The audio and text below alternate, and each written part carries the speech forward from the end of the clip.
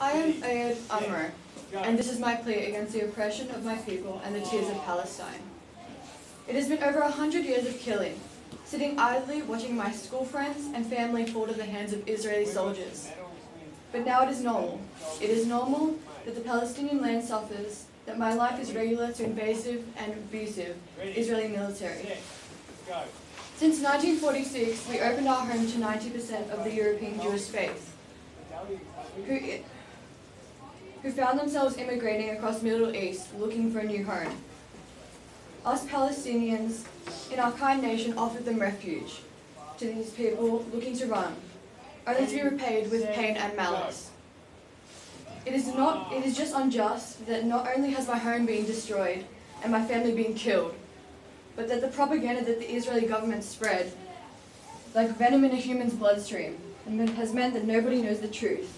They do not know how many people have been murdered and made victim to such a magnitude of loss that even our land weeps for us.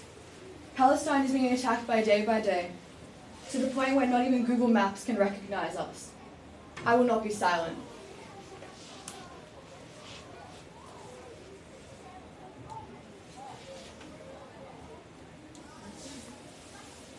Ready. Preferentially, the Zionist and violent attempts to control the land has defined much of the history of Palestine, making it a home of constant political conflict. Throughout these years, Israel has not only claimed Palestine to be theirs, but has resorted to conflict about religion and beliefs.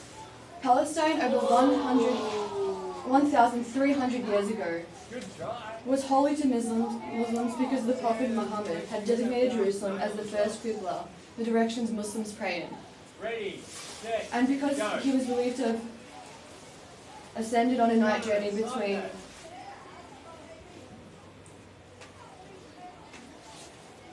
to heaven from the area of Solomon's temple, where the dominant of rock was later built, Jerusalem became the third holiest city of Islam.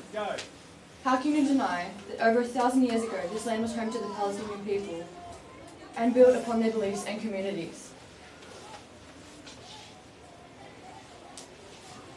Secondly, should we ignore these pictures?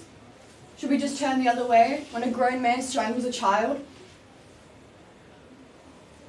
This is a life where you come home to false safety and find your brother dead on your doorstep. Between January 1st and November 6, 2017,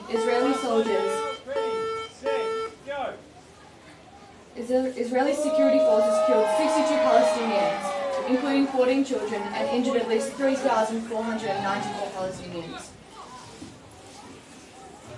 In the West Bank, Gaza, and Israel, including protesters, suspected assailants, and members of armed groups and bystanders. Palestinians killed at least 15 Israelis during this time.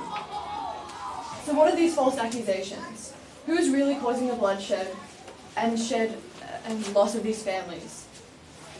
Finally, the Israeli government continued to enforce severe and discriminatory restrictions on the Palestinians' human rights, restrict the movement of the people and goods in and out of the Gaza Strip, and facilitate the unlawful transfer of Israeli citizens to settlements in the occupied West Bank.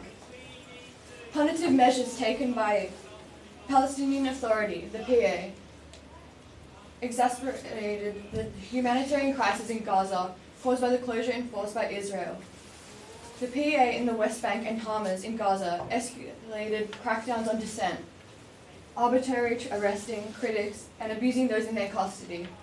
Israel operates a two-tier system in the West Bank that provides preferential treatment to Israeli settlers, while imposing harsh conditions on Palestinians.